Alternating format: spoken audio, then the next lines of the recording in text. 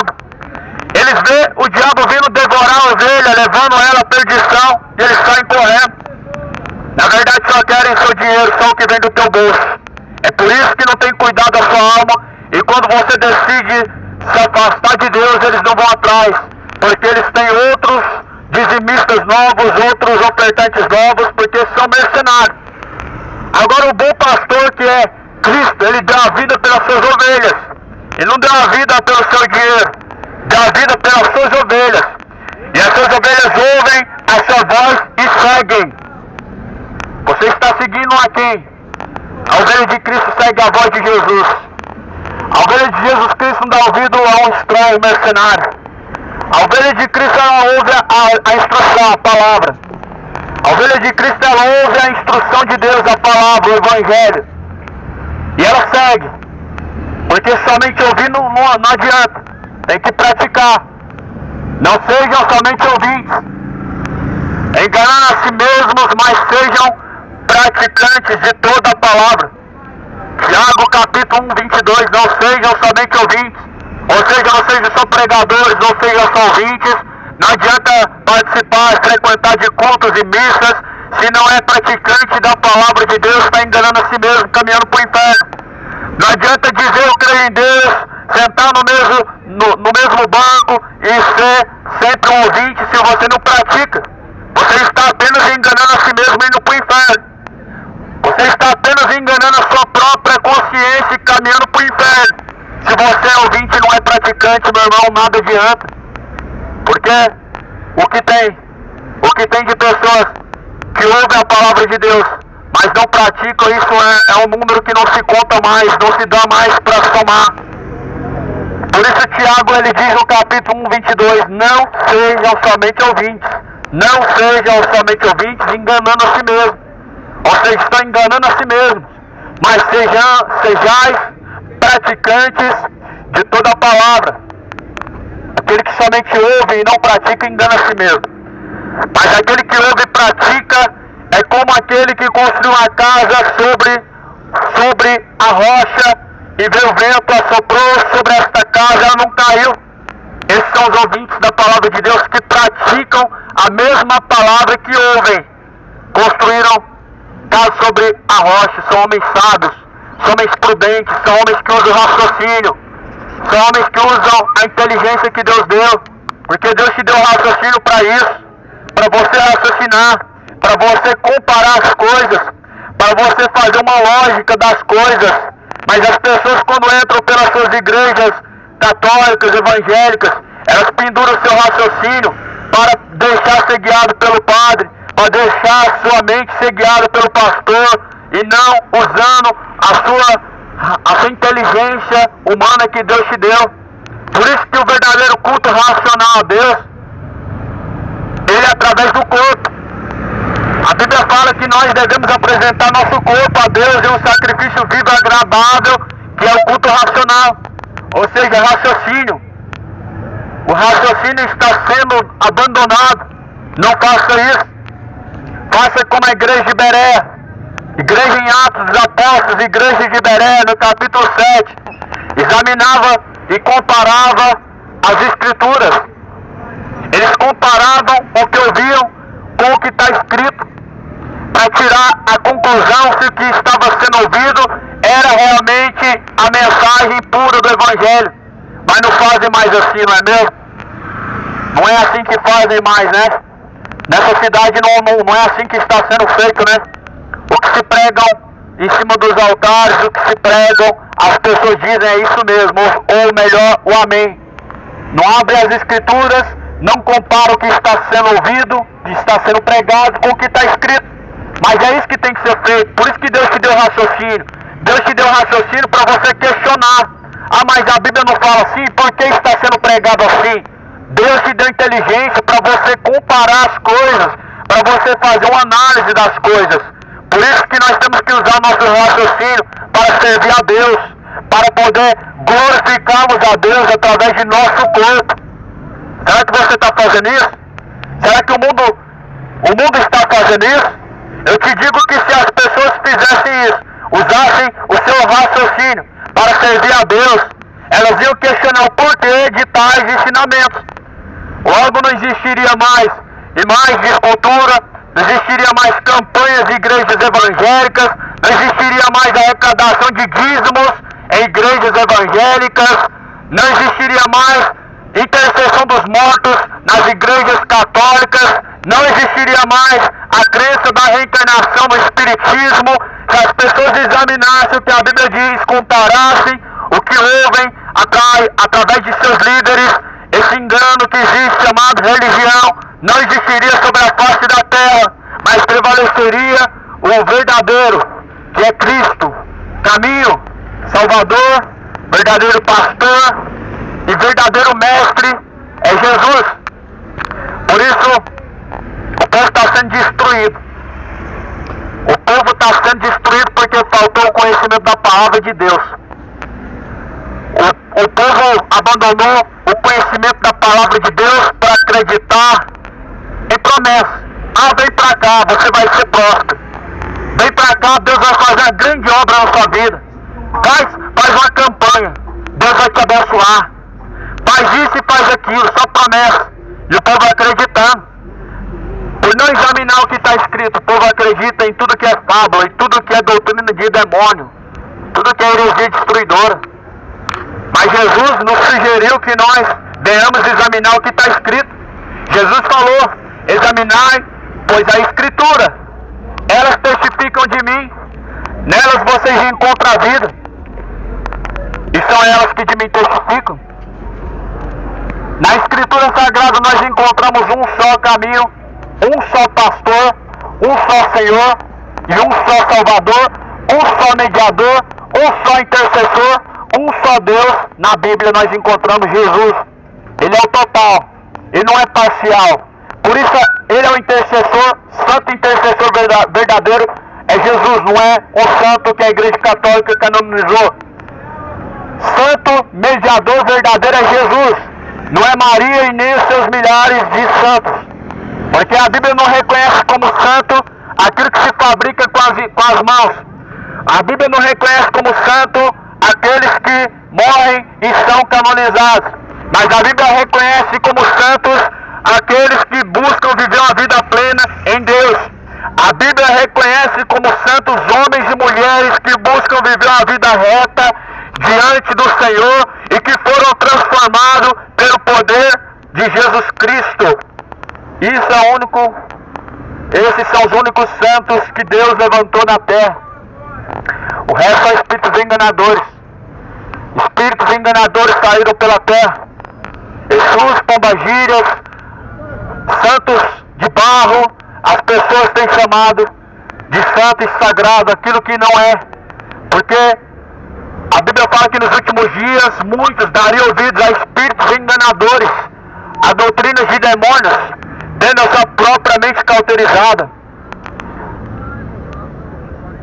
Doutrinas de demônios, elas têm um grande perigo sobre a mente das pessoas, porque elas ficam condicionadas ao engano, a seguir aquilo que não é verdadeiro e sendo conduzidos à perdição. Por quê? Porque está seguindo um caminho de perdição. Verdadeiro caminho é Jesus. Verdadeiro caminho e único caminho para o céu é Jesus Cristo.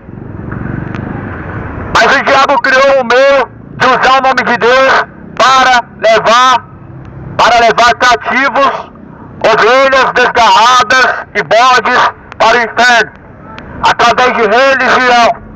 Você pode ver que tem lei para tolerar a religião e que defende a religião, mas não tem lei que fala que você tem que respeitar a pessoa de Deus. Não tem lei contra aqueles que se levantam contra o próprio Deus.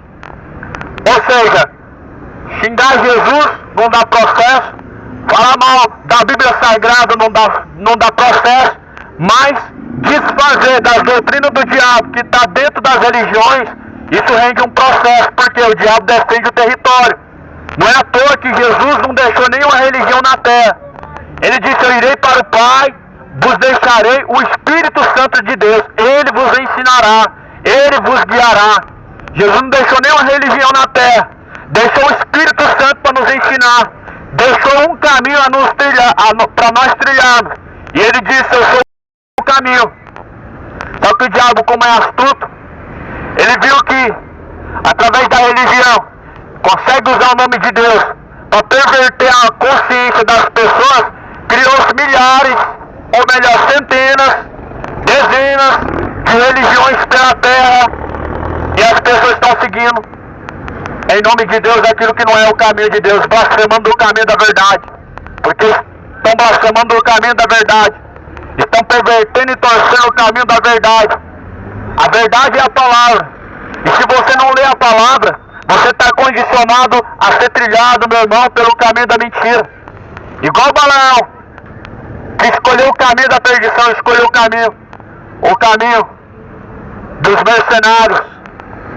Você também tem a escolha, assim como os anjos tiveram escolha. E os anjos se rebelaram.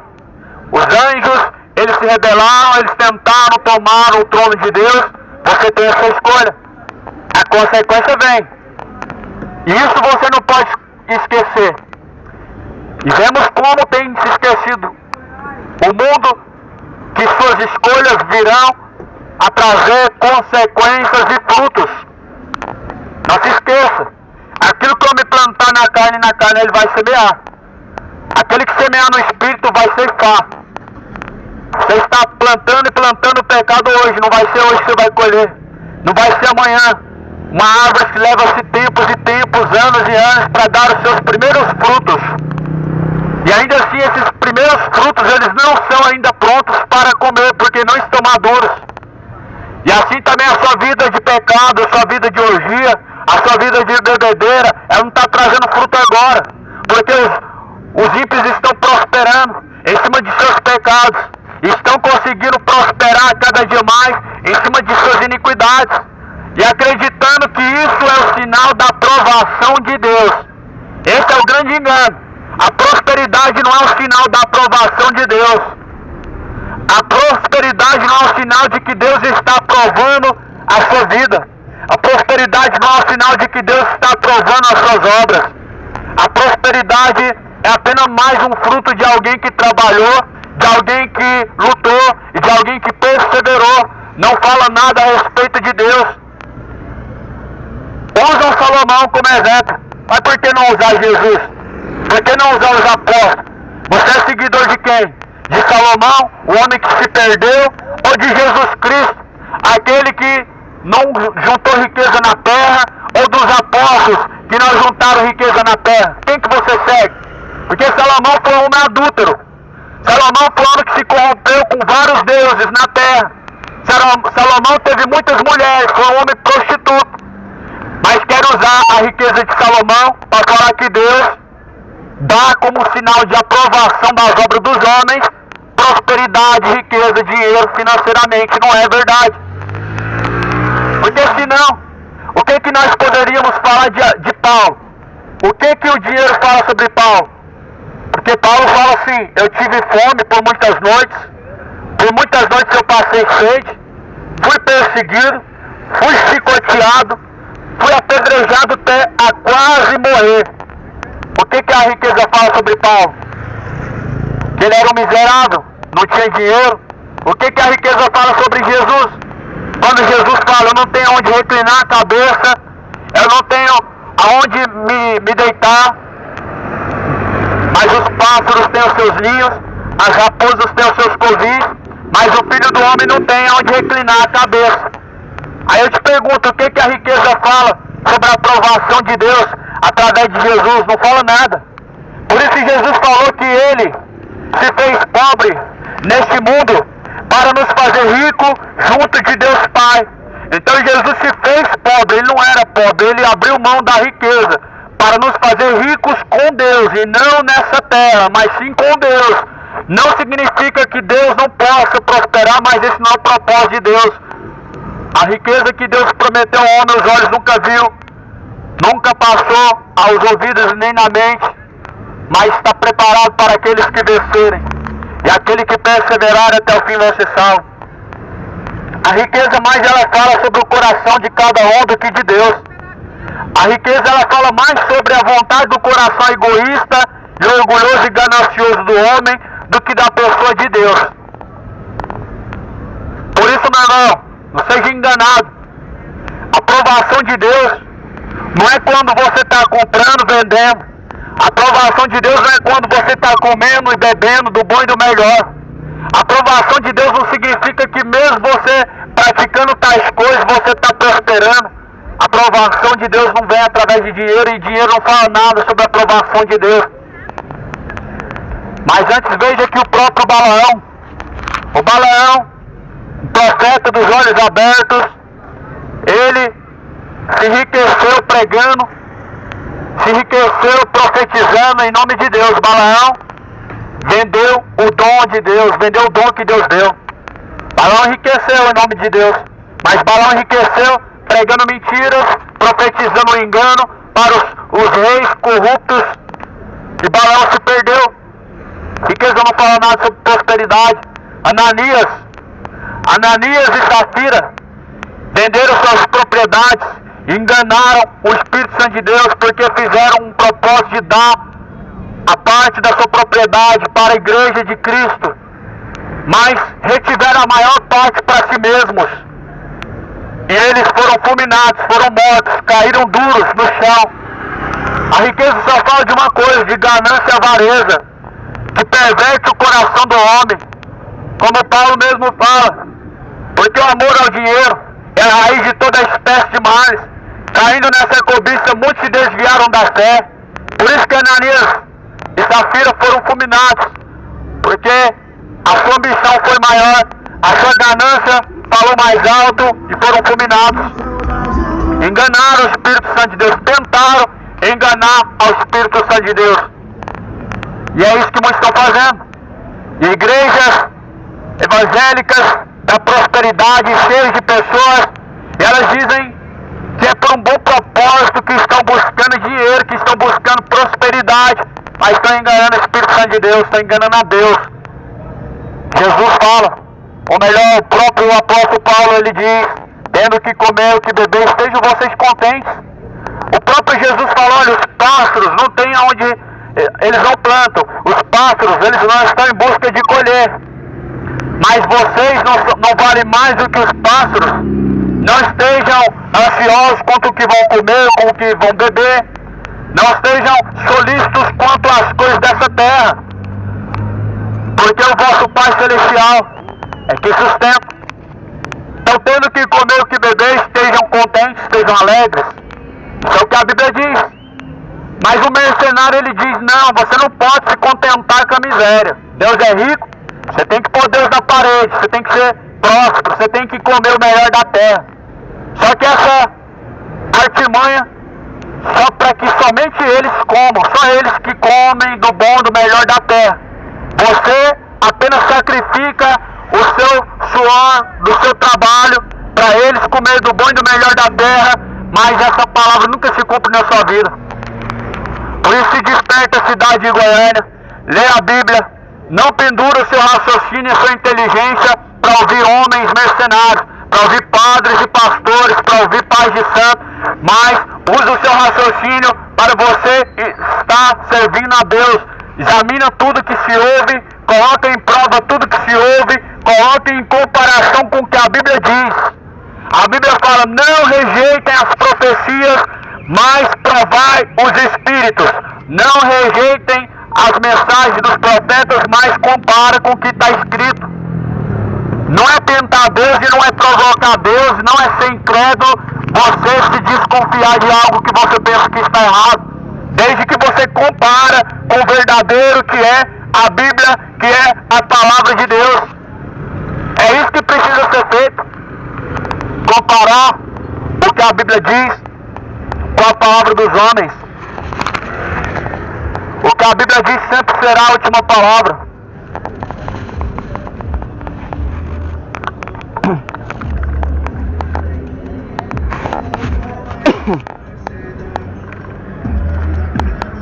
O que a Bíblia diz sempre será a palavra de Deus.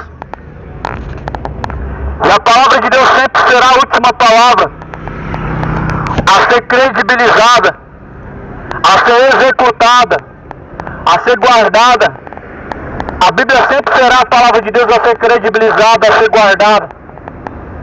Não deixe de ouvir a palavra de Deus para ouvir homens, mas creia no Evangelho, examina o que está escrito, coloque à prova.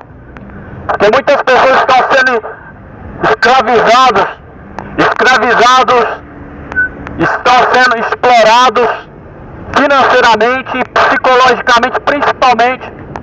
Muitas pessoas dentro de religiões estão sendo exploradas psicologicamente e financeiramente, estão sendo destruídos. Quantas pessoas que não foram destruídas psicologicamente, financeiramente, através da fogueira santa? Muitas pessoas estão tendo problemas psicológicos, depressão, por causa da tal fogueira santa, onde venderam o seu carro tão suado para comprar ele, para dar na mão de um homem, com a promessa de que Deus está mandando, que Deus vai abençoar. E essas pessoas agora estão vivendo sem saída porque caíram no conto do vigário, acreditando no evangelho de ladrão, em vez de soluções e promessas mentirosas que nunca se cumprem. Por isso você tem que usar seu raciocínio, você tem que usar a sua inteligência que Deus te deu, comparando a Escritura com a palavra que os homens estão pregando e que estão prometendo. Examinai, pois, a Escritura. Examine, pois, as Escrituras,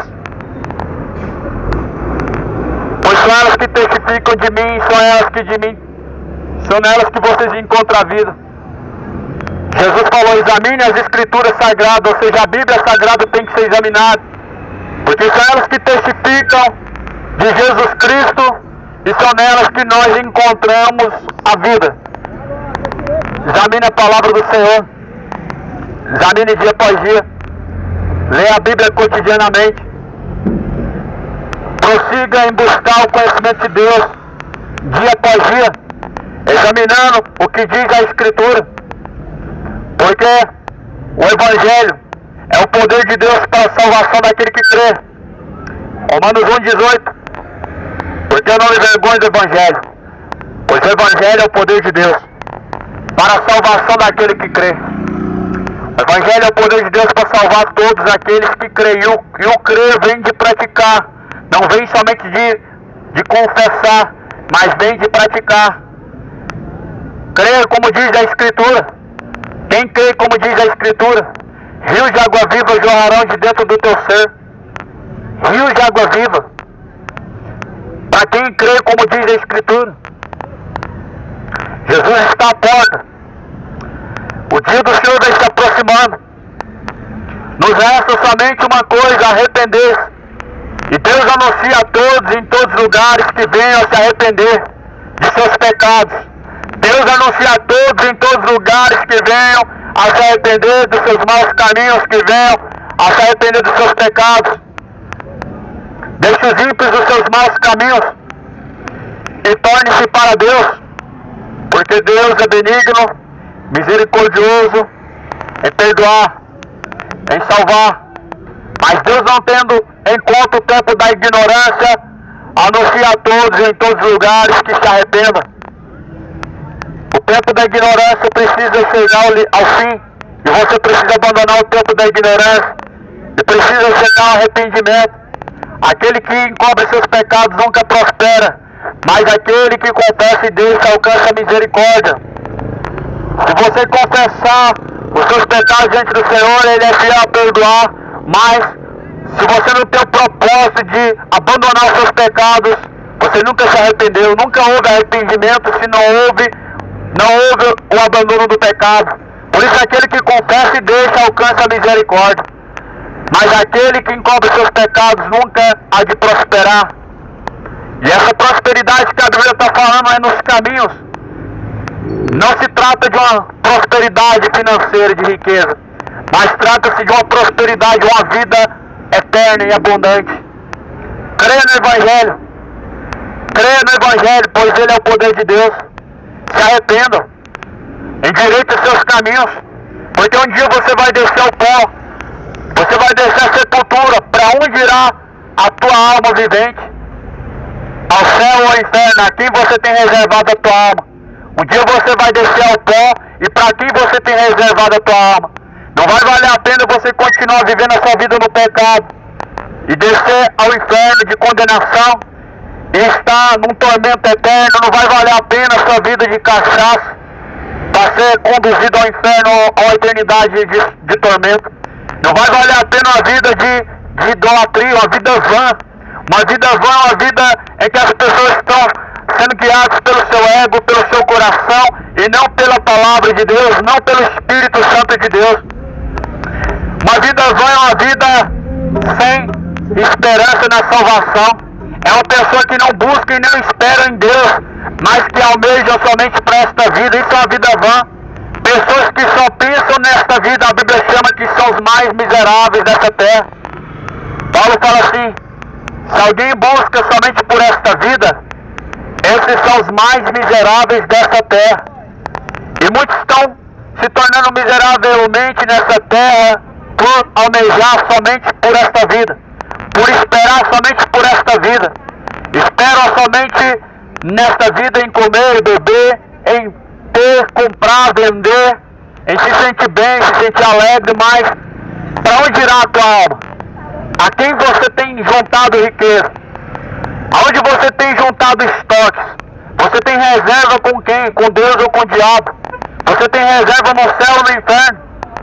Nós não devemos ter reservas nessa terra, nós devemos ter reservas no céu. Na terra a Bíblia fala: se você tem o suficiente, esteja contente. É para isso que nós trabalhamos, porque a Bíblia fala que o homem vai comer do pó ele vai comer do suor do seu rosto, e o corpo vai voltar para o pó da terra. O corpo vai tornar para o pó da terra e o homem não vai levar nada dessa vida. Por isso, se ele acumula para si tesouros nessa terra, ele acaba esquecendo de acumular tesouros com Deus.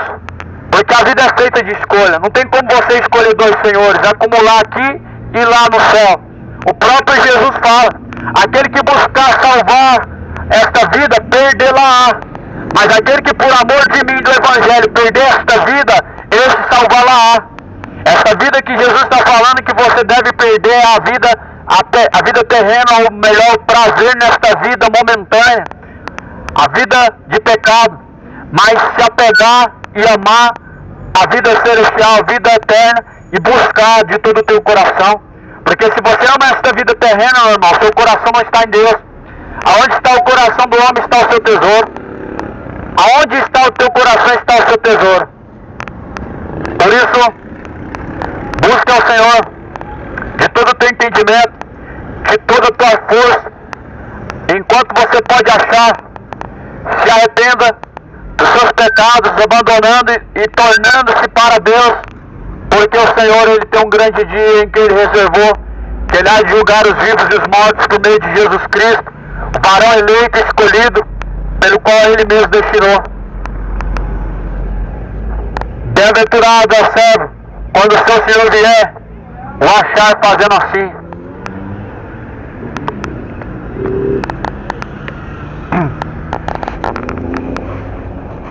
Aleluia. O senhor fecha o vidro para não ouvir a palavra, irmão. Eita glória. Amados irmãos, olha aí o enfeite natalino. Ontem uma criança, irmão, de 3 anos, tamanho, uma estatura de 3 anos, tomou um choque, irmãos, bem ali naquele brinquedo. Brinquedo não, naquele enfeite ali natalino. O bebezinho, o menininho ficou ali grudado naquela estrutura, irmão. Aquilo dali tá dando choque. E ninguém faz nada, né, irmão?